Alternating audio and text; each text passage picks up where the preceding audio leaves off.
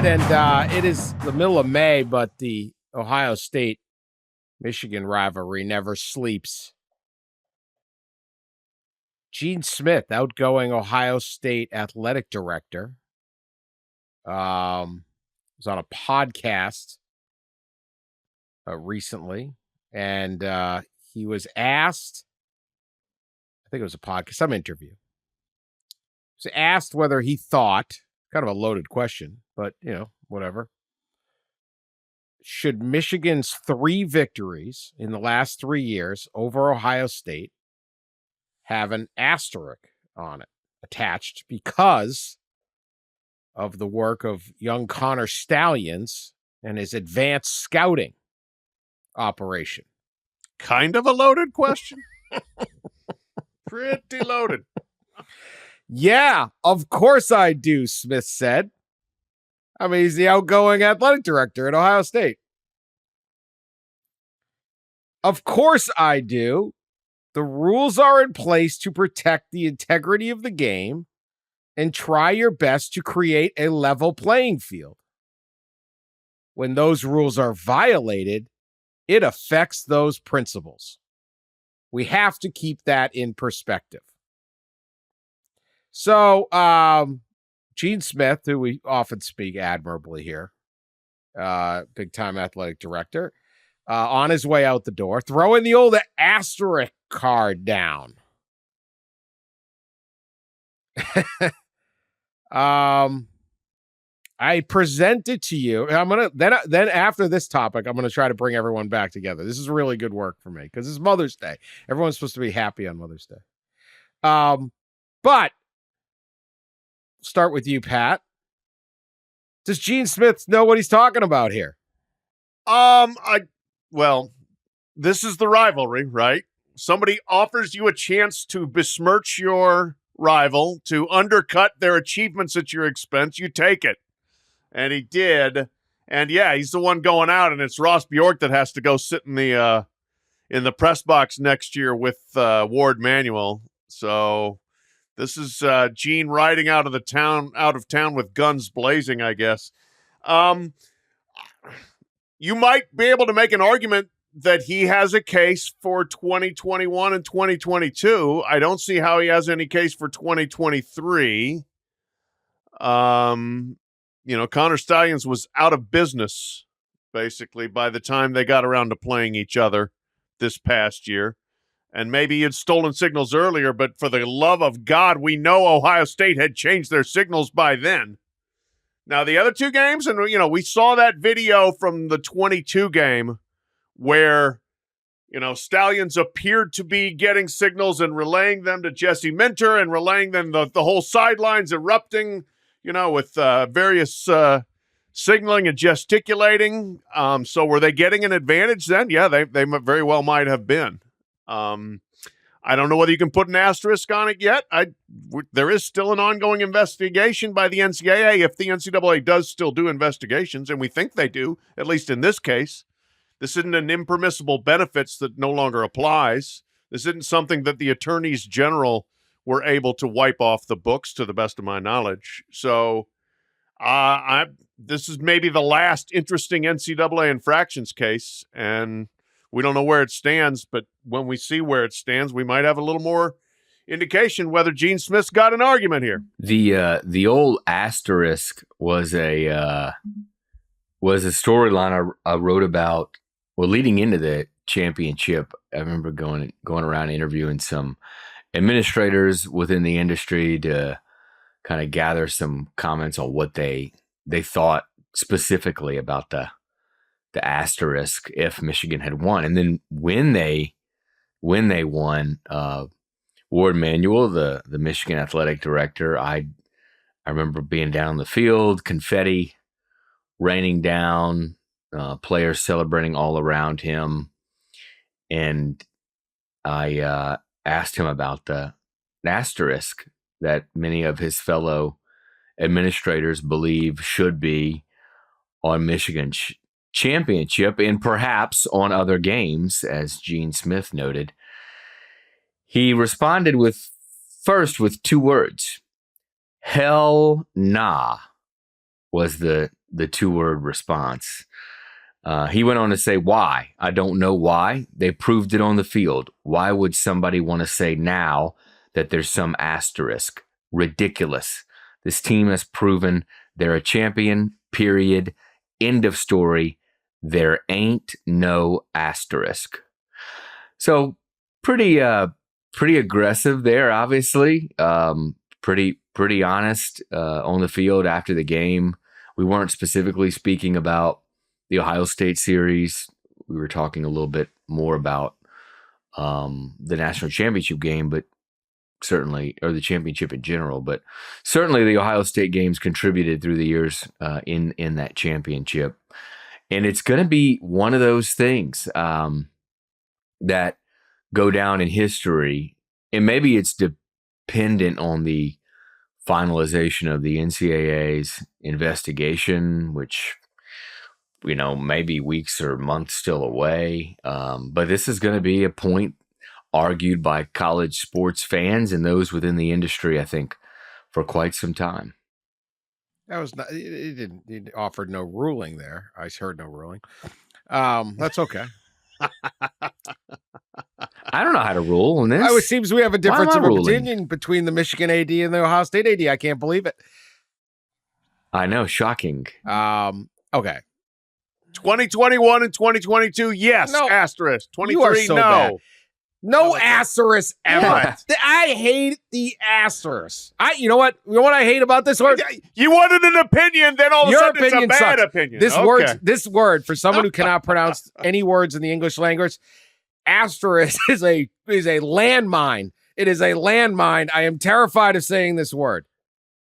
I don't know something bad's going to come out after I get through the ass part. Okay, look, I don't know how to Aster. 2 parts. Risk. Risk. Okay, whatever. I hate them to begin with. I hate the vacated, take the banners down, all this stuff like it didn't happen. Okay, so blatant, that's my baseline. I can't stand this stuff to begin with. It either happened or it didn't happen. You either caught them or not. You go back through, because if you want to start going down, they missed this pass interference, they missed this holding call. You're never, ever going to get to the end of this thing. They play the game ends. This is Ohio State, Michigan. They had a 10-year period, a decade-long period between Woody Hayes and Bo Schembechler that is affectionately called on both sides of the rivalry the 10-year war. They had a literal war between these two states for Toledo. They fought. Congrats to Ohio for winning that one. Congrats or not. Congrats to Michigan for not getting Toledo, some would say. Man, Dave Briggs is going to kill me on that. It's a Toledo joke. We have listeners in Toledo. We love you. We love it. Okay. Toledo has their Toledo Mud Hens are outdrawing a number of Major League Baseball teams. They have so much passion about sports in Toledo. It's crazy. And they sell out all their minor league hockey games. They have better fans than Phoenix. Hey, the Rocket, Toledo has the most consistent, probably over the last decade, group of football 5 program. And basketball. No, I love Toledo. But it had to be. Sorry, I stooped and told a Toledo joke. But anyway, who did really win the Toledo War? Anyway, they had Urban Meyer. This is blood sport. They do everything to compete against each other. Do they push the lines? Did Connor Stallions seemingly break the rules? Absolutely. Okay, not even to question, but to question all of it. If Ryan Day was going into the 12th game of the season, because you can steal the signs, we know, totally allowed to steal the signs off of TV, steal the signs off a coaching video, steal the signs from your friends on the other teams that just played them, and sent you what they figured out during their advanced scouting. If an Ohio State coach goes into the final game, or Michigan coach, with the exact same signals they had all 11 previous weeks after having countdown clocks and refusing to call, I call them Ohio. I don't say Ohio State. That team up north, we're going to patch out all the M's in Columbus with the little pieces of tape so there's no M. If you're so obsessed with that stuff, you can't wear blue NFL GM could show up to scout your players, and if he's wearing a blue shirt, he has to get thrown out of the thing. And you are going in with the same signals. It's like you're not allowed to get mugged, right? But if you walk down a dark alley waving $100 bills around, I'm just saying. Asking for it, Dan? I'm just saying. There's no asterisk in this. Gene Smith knows that I have a great admiration for him. Calling for an asterisk on this is weak sauce. Just come back and beat him. It is weak sauce. It is the same thing as declaring your team as tough as can be because you beat Notre Dame and 10 guys in September. Ohio State wants to settle this. They settle it by beating Michigan head up. This is weak with the asterisk talk. It'll probably go on forever. It's going to make my head hurt forever. These are the games. Connor Stallions was doing, yes, there was the video. Oh, he knew the plays. How do you know when he got that? When he got how the did he video, steal the when sign? he got the Maybe they plays? stole it this way. Maybe they stole it that way. Everyone had each other's signs. It's just part of the game. You can't be crying. Last November, they got rid of Harbaugh as a punishment to even the Big Ten came in and said we need to even this out. It's like in hockey, you trip the guy, say 2 minutes, you're down a guy, 5-on-4 power play, or we'll give you a breakaway. We'll give you a penalty shot even. The Big Ten came and said, we're going to even this out. Not only is Connor long gone, Harbaugh's gone. You have to coach against Sharon Moore. There's no asterisk on that. I implore the Ohio State people to think. You don't want to go down this road where you're crying about asterisks. That's embarrassing. Waving asterisks. 21 and 22. You're going to look, it's embarrassing. I don't know. Well, there's gonna be an asterisk at some point, literally in the record books, because the NCAA is gonna rule. So the investigation's gonna upturn something that impacts those seasons, and there's gonna literally be a little that's fancy the NCAA's star, weak Dan. bit. It's like, okay, they took away Louisville's national There will be. championship in the 2013 basketball season. Oh, I know. The Are you vacated going to wins sit there? is laughable, I don't know who they beat, but let's say I'm not remembering the record, but let's say they beat, like, is Mike Krzyzewski go, oh, we deserve a victory for that game they beat us in? Like, you'd be like, shut up, Kay. You got enough victories. If they had, I don't know, maybe they defeated Kentucky that year. If John Calipari was out going, oh, they cheated. Obviously, they didn't. You'd be like, shut up, Cal. Those victories were vacated for paying players as opposed to actual something on the field competitive advantage if you have a professional signals. athlete playing against amateurs, per the NCAA's rules. Yeah, that's why they do it. The asterisk is an embarrassing call for Ohio State. I get it. Be bitter, but you didn't lose November was when you needed to shut them up. And they didn't. But Gene Smith's done, know. baby. He can be bitter all he wants on the way out the door. Not a good look for Gene Smith. Tossing grenades out the window on the exit I ramp. will mock this call right. forever. Not because Michigan's innocent, because they aren't, but because everybody's guilty. This was not the determining factor. What was it? The play call that encouraged Ohio State to stack 10 guys on the line and let Donovan Edwards run by him twice? Was that the play? Was that I think it? so. Was yes. Connor Stallions reached into Jim Knowles' brain and told him to run an absolutely ridiculous defense on multiple occasions. 40-yard plus touchdowns in that game because Jim Knowles called an awful game. The same way did. Back in 18 and 19, Michigan's defense with Don Brown was completely ill-prepared. They say that Ohio State stole our signs. They knew they just ran these crossing routes. Well, that's your own damn fault. And Ohio State torched you for 60 points and stuff like that. Get your own Connor Stallions. I think Pat's right. I think Connor has mythical powers. Good Lord. See? He made Aiden Hutchinson good. He made Ojabu good. Hassan Haskins. He got 13 guys drafted. This dude. We got to get him back into college football. I'm hiring him. It's the most important person in the history of college football. Ohio State's roster, you got to look. I mean, you look at this thing. It is absolutely loaded. We talked about, are they number 1 or number 2? Do you like them over you like them over Georgia or not? Maybe it's down to whether you like Will Howard or not. I don't know. But we have a new system in college football, and it is NIL. It is the transfer portal.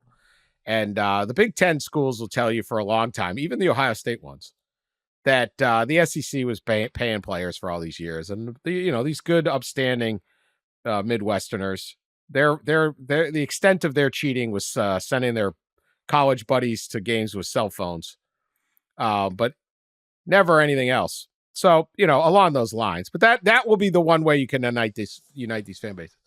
But we have a new system here in college sports. And we're seeing how it plays out. And last year, the University of Michigan won the national championship.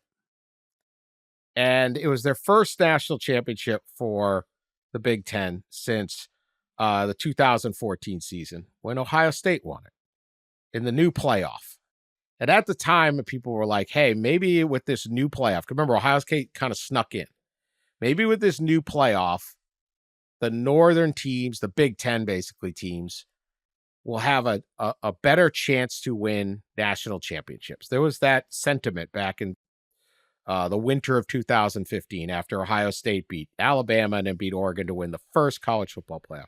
Maybe this is it's a reset, and maybe the Southern dominance of the sport will end. From that point on, no, the Southern schools won every single national championship and mostly played each other for it.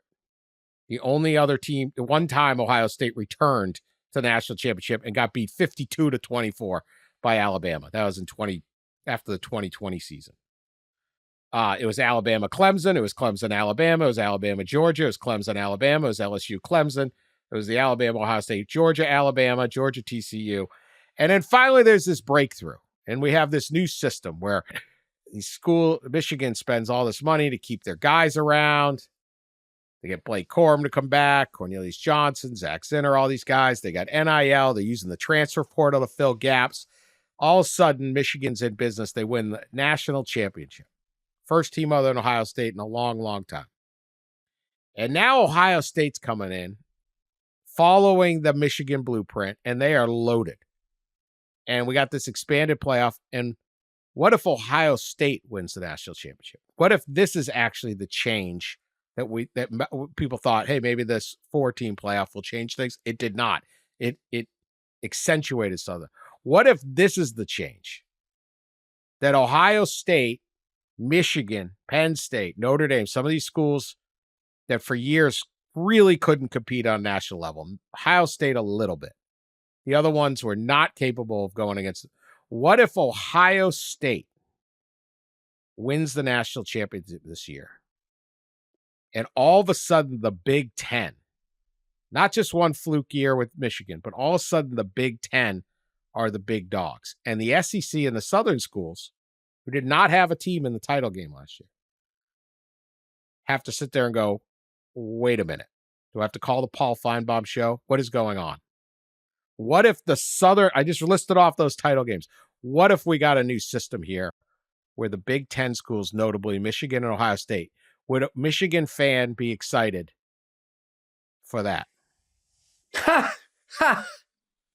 Come on, Dan. They're not going to chant SEC, SEC. They're not going to chant SEC. I'm not saying that. But the idea. But it's an interesting that the premise. North, It is. The Big Ten could win 2 consecutive national championships, and all of a sudden it is a new era because they got a lot of money. And I'm not going to be the one that says no one ever paid for a recruit up north. But if we're going to start paying, guess who's got a lot of money? Pat, your thoughts on my thesis? It's probably not well laid out. I like it. No, we'll see. But there's no doubt that Ohio State specifically this year, I think, went as a whole hog aggressive, buy ourselves a roster as anybody ever has in college football that we know of that we can prove because Well, it's the out Nevin there. Shapiro right? Hurricanes now. Let's a moment of Well, silence and there was respect that. for my man Nevin, okay? For yes, NIL, Nevin Yes, image that's and what he calls likeness. himself. Yes. Nevin image and likeness. Oh now. yeah. Yes. But no, like, I mean, look, they went out, they paid their guys to stay in school. Then they paid a bunch of other guys to come into Ohio State. And you go get Caleb Downs, who was a star at Alabama. And you go get a quarterback and you get a bunch of other guys. I mean, they went big time. So if this works, yeah. I mean, there's a lot of schools that have a lot of money, but I don't know whether there is a bigger fan base than Ohio State's. And they're crazy motivated. They've just watched Michigan rub their face in it 3 years in a row and win a title. And we've said it 1,000 times. Nothing will motivate your school more than watching your rival get over.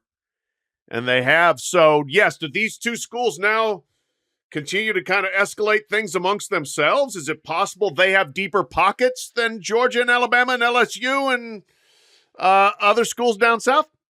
Maybe. I don't know. But that might also be the thing that motivates all of a sudden Alabama boosters like, wait a minute. All right, we got to get serious about this. Or Georgia or whoever.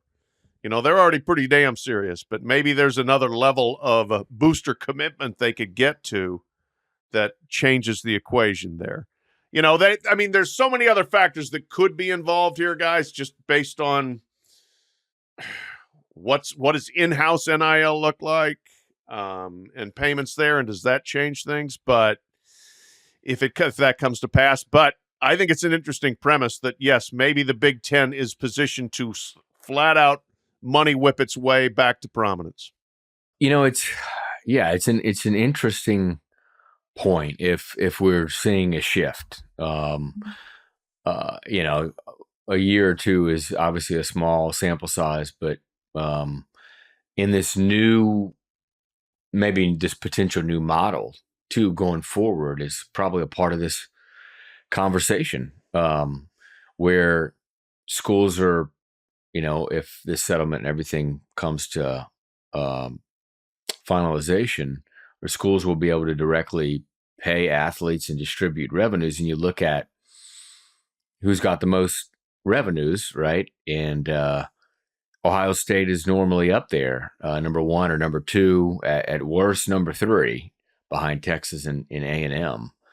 So you look at those programs up there, and it's pretty easy to tell, you know, who has an advantage going forward in a world where you can pay directly, and not only that, right? I mean, we said it as we've been talking about this stuff now, this new model and stuff for a couple of weeks, but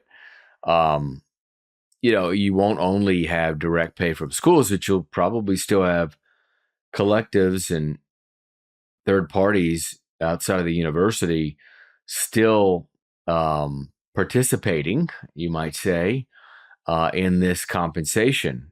And man, what better way than being in Columbus, Ohio, in doing that. So it is. It's. I think Dan brings up a good point of, you know, the population centers and the advantage that the Big Ten has there, and just overall resources should certainly be interesting to watch going forward. I say all this, and the number one recruit in the class of 2025 hails from Belleville, Michigan, quarterback Bryce Underwood, and he's headed to LSU. So Michigan and Ohio State couldn't quite keep him, but it might be a factor. But Ohio State's certainly getting just about everybody else they want right now. I just think that there's the fundamental shift and the idea that what Michigan showed was, let me put it this way, until this year, did you ever think Michigan was going to win did you think Michigan was capable of winning a national title in the next 10, 15 years? No. I mean, the way Georgia throttled them in 21, and then you lose to a TCU team that gets throttled by Georgia, I thought there was still a gap there, and they closed. You used to have to be able to rack up top 5 recruiting classes over and over and over and over and over. And to do that, it helps dramatically to be close to that talent. And as much as there is talent in Ohio and talent in Michigan, I think Detroit, Michigan had more. I know Detroit, Michigan had more NFL players last year than any other city in the country. There isn't the level of talent that there is in Georgia, Florida, Texas, and even many years Louisiana, Mississippi, and Alabama. Tennessee's come along, particularly in the middle of the state, as producing a lot more talent. So South Carolina. I mean, there's just so much talent in the South. So if you aren't in those states, you're fighting on someone else's turf. You're trying to get a Southern kid to come north. That's harder than keeping. But when you get off of this bit where you had to just keep landing, because Harbaugh was never going to land those kind of guys. But at the end of the day, if he can get a whole bunch of good ones, and he can fill gaps with the scouting and picking up the right transfer. I just think it's a different era, and in Michigan maybe isn't the only one. Ohio State is clearly following some of that path. It's not like this was innovative. Hey, let's keep our best players. Pretty simple concept, but they didn't have to go Connor Stallions to say, hey, this is a good idea. Let's, they could see it. What would the reaction be in the SEC if it's a second straight year of a Big Ten hypothetically winning the championship? I mean, they are so trained to be the best because they have been the best. It's not even been close. It's been utter dominance for so long. And yeah, Clemson wins a couple, but they're kind of SEC, and they got Trevor Lawrence. Tennessee was really rolling as they should have been during those years with Clemson. It's like Clemson stole Tennessee's program for a while there. Could you get that go? But Clemson, okay, they're ACC, but we understand, right? But if all of a sudden the northern teams are doing it to you, what would the reaction be? More bags, Dan. Bigger bags and more of them, maybe. They can't win the money. They can, but like some of these schools, I don't know. Don't put it back. Well, what did I just say, right? Usually two of the top Texas three schools are maybe a little different in revenue, right? Yeah, Texas and A&M are gonna outspend pretty much everybody except maybe Ohio State.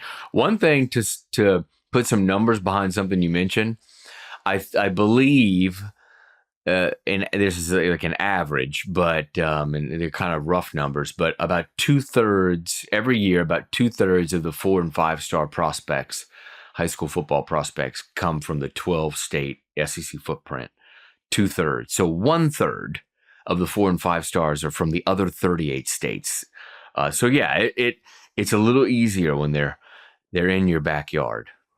And I will say, the just means more thing, while it gets mocked plenty, there is truth to it because it does mean more. And when it means more, then by golly, you're willing to give up a bigger percentage of your money that you own to make sure you win than probably maybe people where it means less, a little less. So they may not have as many rich folks necessarily in the South, but they might be more avidly willing to part with their cash if all of a sudden you're watching those no-good bastards from Ohio and Michigan beat you for national titles. I mean, there really is. It is fascinating to me. And Ross, I mean, you've lived it more than Dan or I have, but there really is an actual SEC pride, even though the schools hate each other and go after each other viciously. But it does actually exist. I find that fascinating, and I always have. It certainly does. The culture down there, and it feeds into all that. Just means more. Dan, if the Tide needs a quarterback, then maybe it's time to take out a second mortgage for old Bobby. Exactly. If the Tigers need a left guard, Dan, John Boy down in Thibodeau, he going to, maybe he had to sell his truck, So, I mean, you got to drain the 401k. College fund? Yeah. What are we doing? What are we doing here? Yeah. Who knows? College? It's a waste of money.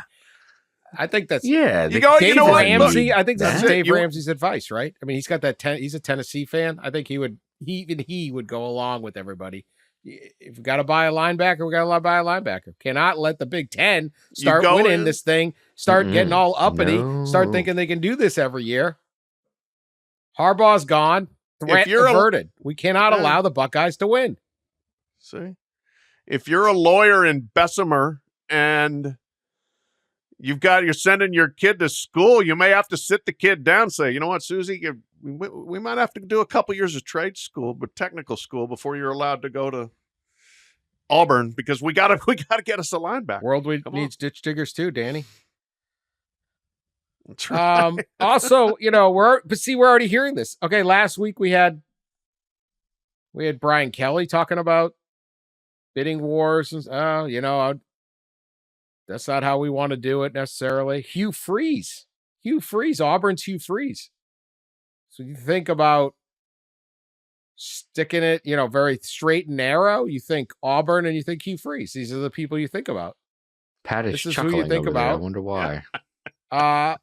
I don't Can't feel imagine. comfortable with some of the bidding wars for some of the top guys in the portal. Freeze told on 3. I think he told. Who did he tell? Told somebody. I can't tell if things are aggregated or not. No, he said it on McElroy and Kublik. A lot I'm of sorry. aggravation these days, Dan. I Don't get know, me started I on know. that again. God knows if he even said it. This is on 3. Mhm. I just don't feel comfortable with some of the bidding wars for some of the top guys. Not that we're not very fair. It's just I want to build the whole roster and try to do it with guys that fit somewhat your culture. I believe this is admirable. But this is what Notre Dame and like Michigan used to say. Yeah. They ain't saying it Absolutely. anymore. Like, wait, we can pay him? No. We don't have to pretend like we're not paying him. Okay. But Hugh Freeze, I mean, come on now. Come on now. Well, I think both Brian Kelly and Hugh are probably, though they won't say it exactly, they're probably speaking to I would guess more so the amounts that's going on, right? As we their money. discussed after Brian Kelly's contract. Well, I mean, you only have so much money in the old fund, the old NIL fund, Dan. That's Well, it. then what are we doing? It's not their You know, money, so but you they gotta, they're not be getting enough careful. money from the Well, collective. they out of money. Yeah. They're not out of money in Columbus. I'm just Yeah. saying. Mm. I will say this though. I do not think Michigan fan will ever chant Big Ten when Ohio State wins. And I don't think Ohio State fan was chanting Big Ten when Michigan won. They're talking about asterisks and stuff like that. Maybe if like a slightly less triggering school like Penn State or Wisconsin would win a national title, maybe you'd get a Big Ten chant then. Yeah, I think I could see Probably that. They not. could rally around like they probably were all rooting for Purdue to win the basketball title, right? Like, can I you would really think hate so. Purdue? I mean, Indiana. You do. No, I don't. Well, you and your drum the and your drum's West alive, Lafayette. but West Lafayette is a beautiful little city.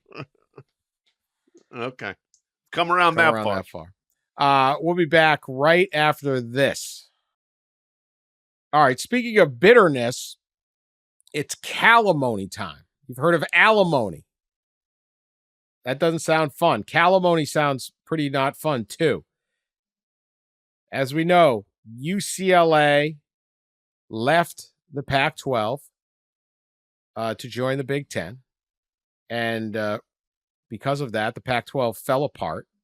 And the University of California, Cal, had another public school in the UC system. It's University of Cal, Berkeley. It's University of California, Los Angeles, right? Same system. They have the same board of regents. And so it's two of their campuses fighting here, splitting up. So Cal had to join the ACC, which is going to cost it's totally illogical. That water around the Bay Area is not the Atlantic. Other than that, there's many problems with it. But part of the deal of recommending and allowing UCLA to join the Big Ten was they would have to pay some money to some alimony, if you will, for the divorce. and fund Cal Berkeley. Well, the California Board of Regents is expected this week to accept the recommendation that UCLA pay Cal $10 million a year over 6 years.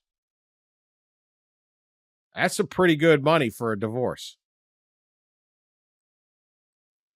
$10 million per year. So $60 million. UCLA, not surprisingly, was trying to get much lower.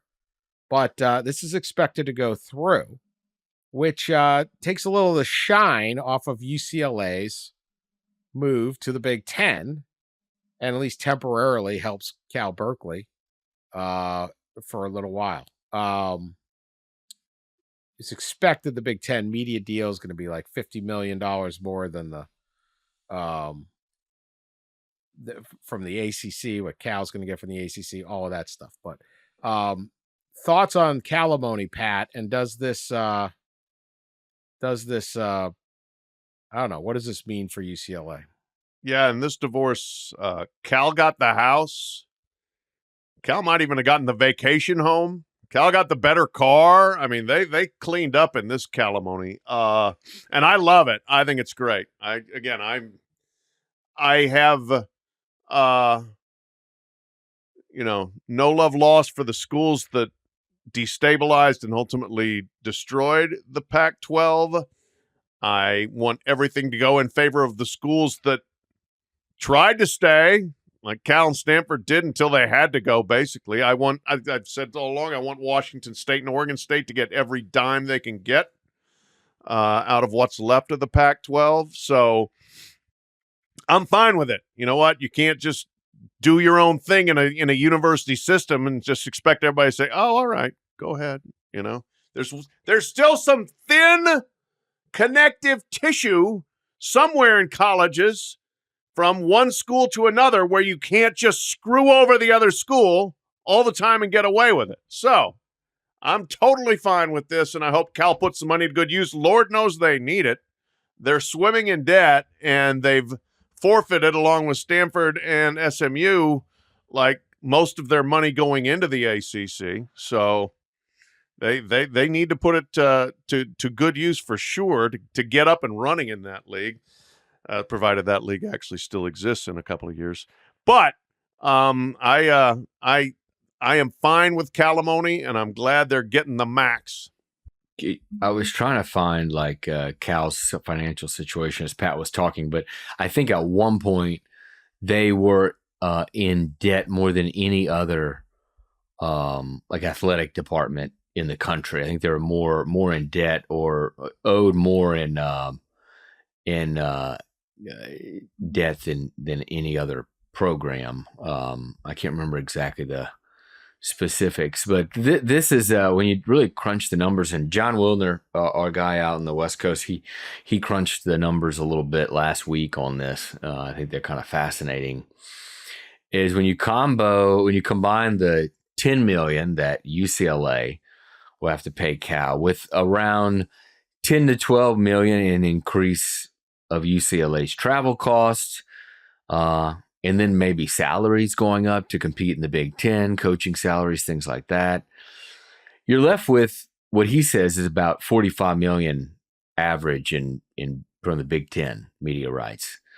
And had the Pac-12 stayed together, the amount was, with the LA schools would have probably been in the mid 30s to 40 million. So you're talking about the net, right? Of those two things being fairly small, probably smaller than UCLA thought when it made the decision to leave. And that's really interesting. Now, I know that's just for 6 years, and then the folks at UCLA will say, and I think they're right in this was a more long-term play for beyond 6 years. And I get that, especially as we're talking about all this house settlement and the new model. Like, that's true, right? Getting a foothold in one of the big two Power 2 leagues. But nevertheless, for the next 6 years, their net on this move to the Big Ten probably, may have started at 20-ish million, 25 million, and now is down to probably less than 10.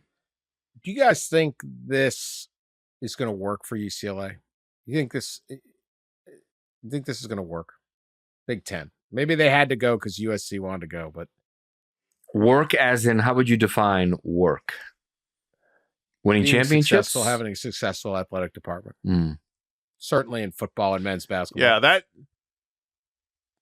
I effectively didn't answer actually the question that you asked, which was, what does this mean for UCLA? So we'll try to answer it now. I don't know. I have severe doubts it'll work. They did, I think, kind of get dragged along in USC's jet stream into this. They were facing their own financial crisis and felt like they needed to find a way to get money that they had not been getting.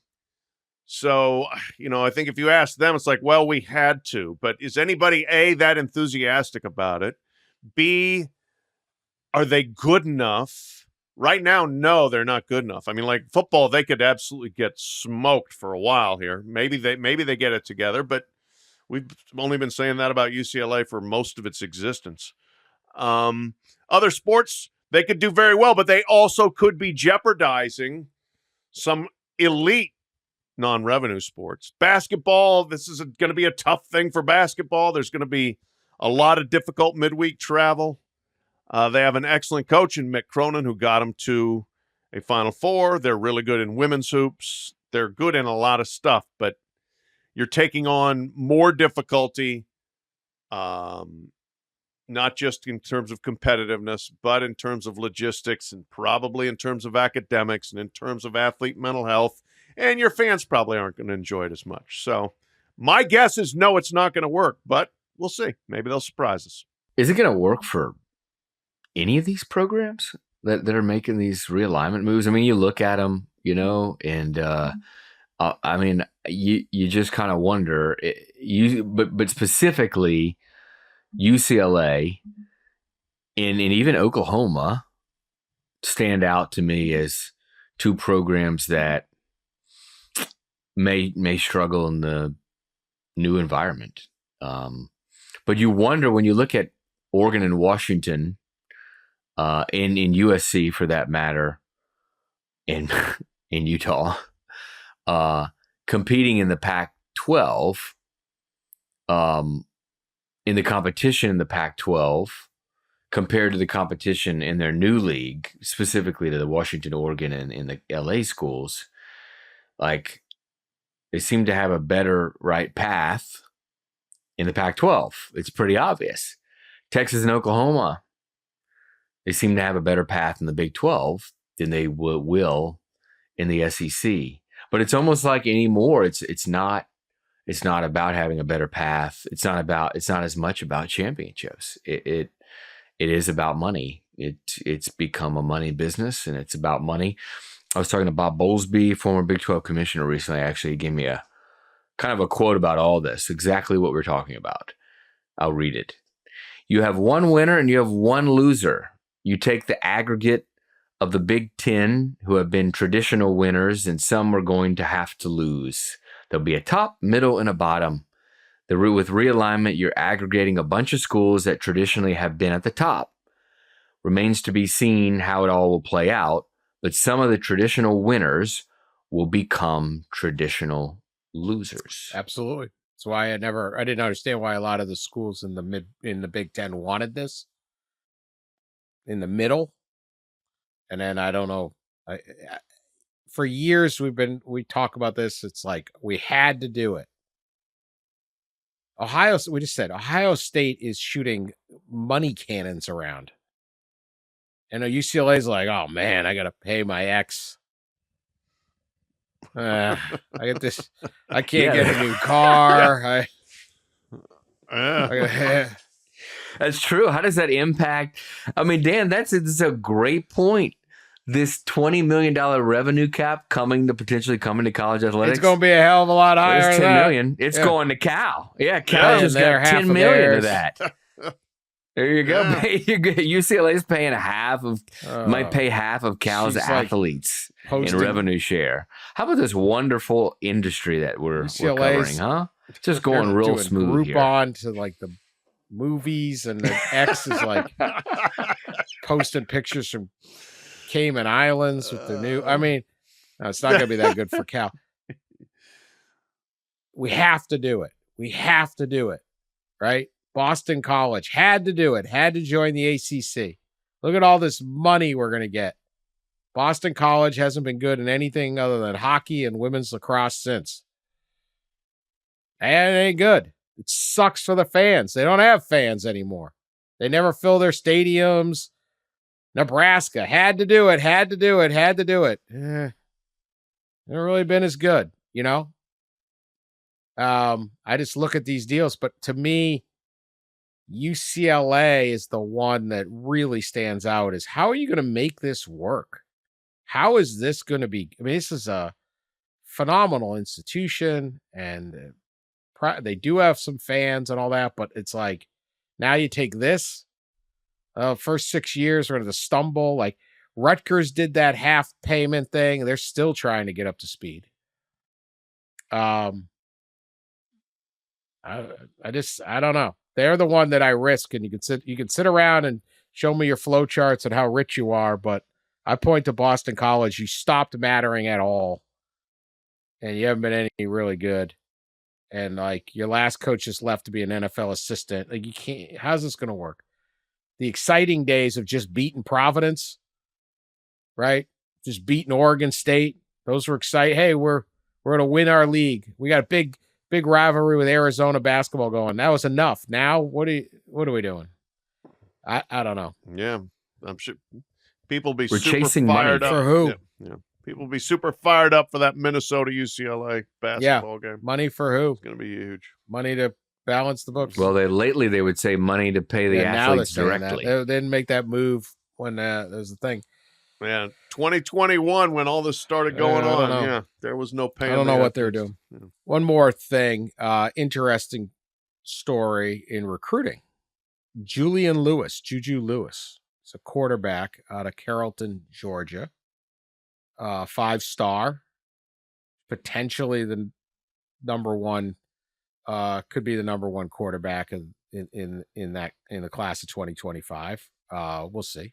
Bryce Underwood, previously mentioned, aforementioned Bryce Underwood, currently hold that. But this is a big time player. Everyone wants him. He committed to USC a while ago. That recruitment is very much, that commitment is in the alimony stage yet, but it's certainly a little shaky. He's taking visits. Colorado and Coach Prime are all over him, basically ready to hand him the keys to the Shedeur Sanders crib if he wants it to come right in. This is a lot of speculation there, but a very interesting thing. He just announced he is going to take a visit. Auburn is also involved. But these are understandable. He is going to take a visit at the end of the month, supposedly. And I know we're talking recruiting visits, but whatever. To Indiana. The Hoosiers are getting a visit. And from Juju Lewis. And that is supposedly it. Kirk Cignetti is the new head coach there. Just got hired from James Madison, where he did extensively good work when going 11-1 last year. There's a lot of credit going to one of the offense coordinators, Tino Sunseri, who was a quarterback at Pitt back in the day. You remember him? And good quarterback. He worked at Alabama as a grad assistant, and Juju showed up at a camp as like 10, and he was all over him then or something. So he's kind of stuck with them along the way. So maybe he's getting the visit. But I don't really care. I don't really care what the chance of Indiana is. A legit 5-star with in a middle of a massive like SEC school, Coach Prime, USC recruiting triangle, and Indiana's popping in there. Is this the greatest football recruit to ever visit Indiana? I don't how excited are we? Without question. That's wild. And yes, maybe it is a Tino Sunseri thing, and maybe it is relationships. maybe it's a favor, hey, we're going to help you out, but I'm not really going to go to school there. Or like Mark Cuban is now starting to whip out the collective money, or somebody like that. Mark Cuban's an IU grad. They've got, obviously, like many other places, some incredibly rich people. Maybe they've tapped into somebody there. I will tell you this: Indiana is killing it in the basketball portal, so they've got some stuff going on in terms of player attraction in that sport. They probably do. Maybe could get some of those same people to chip in football too, but that. Like, Indiana football historically is as irrelevant as almost humanly possible for somebody that's been in a power conference forever. 1967 Rose Bowl. Been a while. So if this comes to pass, holy moly. We got that Big Ten money coming. Big Ten TV money coming, man. Yeah, Big Ten TV money coming. CFP money coming. Big Ten, Big Ten, Big Ten. They're going to be chanting it in Columbus and Ann Arbor. Maybe the Hoosiers are already earmarking some of that, as many schools are. I mean, Cignetti comes into Indiana, takes his job out of James Madison, and he goes to the basketball game, and he doesn't just call out, like, we're going to beat Purdue. He's calling out Ohio State. Oh, yeah. No, he started talking noise unbelievably right away. Like, they're swinging for the fences, man. I don't know. I don't know if he's going to – I have no idea what's going to happen. But I'm just amazed. I was like, wait a minute. Really? Then I'm, like, looking, and I'm like, does he, like, transfer to, like, Bloomington South for some reason? I'm like, what? What? What's there, like now he's living with, like, there's a family tie. I'm like, what is happening? Yeah, Indiana, right, go. Right. I mean, that's who's your daddy? Get in there. That's an extreme outlier. We're gonna see it. We're gonna see it. I tell you what, Dan, not on my bingo card for our pod discussion for May 12th, even though it's May 12th, was Indiana football recruiting. But here we are. First time ever anybody's talked about Indiana football recruiting in May. Punch that box in that bingo card. That's right. That's like the only thing people usually in Indiana are talking about right now. See, the Pacers are like, who's going to get the pole position at the 500? I'll give you one more. A commitment. This is not Big Ten, but the Midwest. It's on fire. We'll go back to Toledo. They got a commitment. Bo Polston. Oh, yeah. Who is, some guys got him 3 stars, some got him 4. Indiana was interested. They offered him. Virginia Tech offered him. He's got offers from Georgia. That's probably not a non-committable offer, but whatever. But Minnesota, Washington, West Virginia. He had just heard from Michigan, apparently. He picked Toledo and claims he's 1,000% committed. He picked the Toledo Rockets to play in the MAC over all these other offers. He picked them early. Now, we will see when this holds out. Yeah, we'll see if 1,000% is still 1,000%. But this is his theory. Choose quality over quantity, he said. This is told the Indianapolis Star. I like this kid. He's already throwing out. That's the biggest advice I can give, because you want to get advice from we do. But from somebody who's not yet in his senior year of high school. But he's wise beyond his years. You don't want to be holding the helmet. You want to be wearing the helmet. I mean, this dude is deep. Oh, good line. Good line. Don't chase the logo. Hey, I know I had some bigger offers, but you should find the perfect fit. That's what I did. He's also basically saying the chances to play are more important to sitting. And if you can start at Toledo and you do well, then you're going to get all the money you want later on. Right. Yeah, well, that's the thing. You use it, going in, that you're probably not going to be there all 4 years. And I'm not talking about going to the NFL right after year 3. It's going to the next step up. Because the group of fives, they're turning into the farm system, as many predicted would happen in this world, that the immediate transfer in IO. Well, maybe it's landing them, being the farm systems, landing them some number like. Yeah. Sometimes you can. I mean, I had a coach Yeah, I coach in the Power Four. Tell me this is kind of easy for him to say because he's not in the Group of Five, but he did say he believes that Group of Five coaches would excel more, would have more success if they did recruit to that. Hey, come here. We know you might leave after year 1 or 2, but we'll develop you, treat it as a junior college, and then we'll promote you on. And I remember the coach specifically saying these Group of Five schools should use that in marketing and recruiting. Hey, come here. Look what we've done to previous recruit. Look where our previous signees are. They're playing at Oregon and Alabama and Ohio State and all that. It's certainly an interesting thought. I think Trent Dilfer at UAB was saying that too. Yeah, but go ahead. I think he did. Yeah. But look, I mean, we're offering playing time. We're offering you an opportunity. See how good you are. Hey, if you're good enough to move up, Godspeed. I don't know what Jason Candle is offered, obviously, or what his pitch was, but that certainly would make a lot of sense as it. I mean, look, they're 65-35 in the last 8 seasons. They've made 7 bowl games. They've had 10 NFL picks. They're 11-3 last year, and so you come in and you go, hey, come play here. It's you if you start earlier, you're going to have your chance. You're not committing anywhere for 4 years necessarily. So I don't know. Pretty interesting. All right. We got Toledo recruiting you really didn't have on your bucket list. Oh, man. I mean, that bingo card is lighting up tonight. Well, Dan. we got a quick people's court here to get out of here. Okay. All right. Cold Stone Creamery. Cold Stone Creamery, the ice cream thing. I think they have like a super cold, almost like a flat top. It's like marble slab? Something, yeah. And they mix up some kind mix of slab. it up there. Yeah. Well, they got their ass sued. Cold Stone Creamery. Yeah. As all do. Old Cold Stone Creamery. What?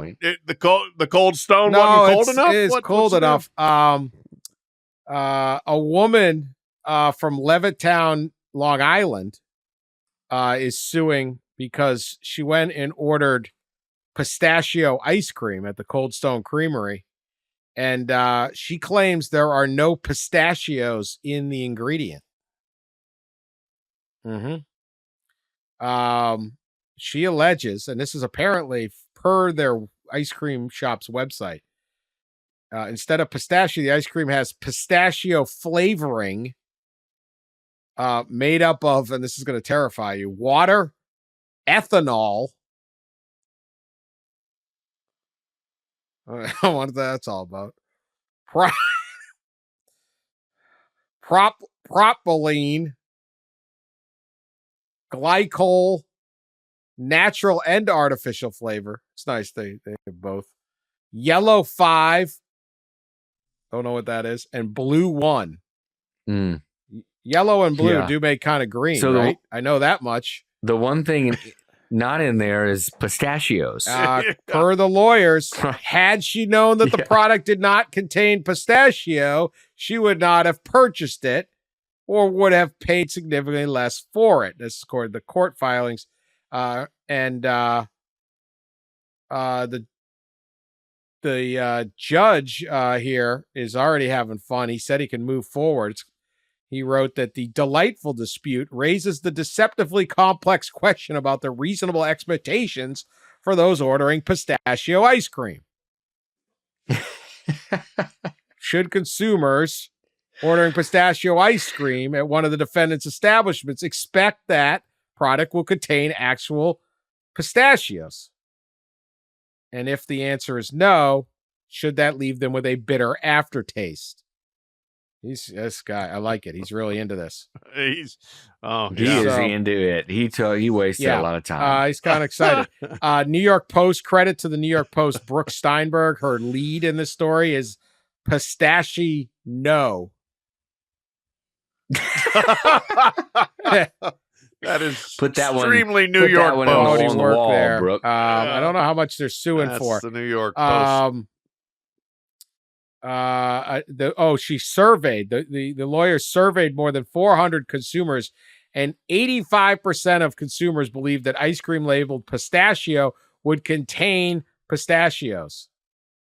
So, Justice Dellenger, we'll start with you. Case? Do we have a case here? Yeah, no, I think so. I'd rather that rundown of what is made to flavor the ice cream like pistachio. I'd like pistachio to be in that list instead of, yellow 5 and blue 1 and ethanol. So yeah, there's got to be pistachio in the pistachio ice cream. How hard is it to grind up pistachios and swirl it into milk, cream, and make ice cream? It doesn't seem that it's that difficult. Come on, Cold Stone. I too would like ice cream without ethanol, but here's the dodge. Maybe, I guess. I don't know. Like, if they roll everything out on that stone, you got to then, you roll out your pistachio ice cream, and if it has nuts in it, then you've got the nut allergy threat. And the next thing you rolling out there, you might get nut allergy in there. And like you get on a plane and they'll say, if anybody comes within 75 yards of a bag of peanuts, they're going to die. And so we can't have nuts on the plane. I mean, there's your out. And it's not that, pistachios are actually expensive and we'd rather give you ethanol instead. You just say, look, nut allergy. We get nuts on our Cold Stone and then we're killing people left and right. And so we can't do it. Sorry. Take your ethanol and go. So, case dismissed. Case dismissed. All right. So I say move forward. If it says pistachio, you have a right to think there's a pistachio. I'm trying to figure out why ethanol is in this stuff. So I'm looking at the Alcohol, Tobacco, and Trade Bureau, a department of the U.S. Treasury, and they have a list of this. They say it helps flavor syrups and sauces because it's like a sugar. It's also in gas. I don't know. Then others say that it kind of can become an alcohol, and that helps the ice cream stay colder. I don't know though. Either way, I'm very concerned. Yeah, I'm concerned about this. I'm not really in favor. And they Cold Stone Creamery's got an entire ingredient statement page. It's a little terrifying. A lot of yellow 5s. There's a lot of blue like ones. I'm going to look up vanilla ice cream. A lot of that stuff is in like the yellow 5, blue 1. I feel like a lot of that stuff is in bags of chips. Certain bags of like flavored chips you can find on the back. A lot of that. Maybe some sodas. Yeah, I guess I naively thought that doesn't seem healthy. Chocolate ice cream would be like cream, sugar, chocolate. Oh, yeah, no, Dan. No. Oh, no. Blue 4. Yeah, no. Orange 2. Didn't have guar gum, polysorbate 80. Yeah. There you go. Caragian. That sounds like I don't know. Anyway, careful. Keep your head on a swivel at Cold Stone. Yeah. We will keep monitoring this lawsuit. I say free pistachios. I'm on the side of this. Big ice cream trying to screw us. All right, that's our show.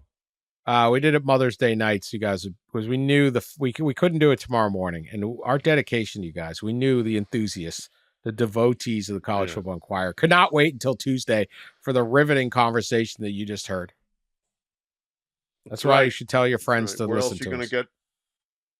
Where else are you going to get Indiana, Toledo, and ethanol? Toledo got like 3 different references in one episode. Amazing. We should be huge in Toledo. Dave Briggs, let's go. Yeah, make it happen. You and Kyle rolling. All right. We'll talk to you. We'll be back later this week. Talk to you later.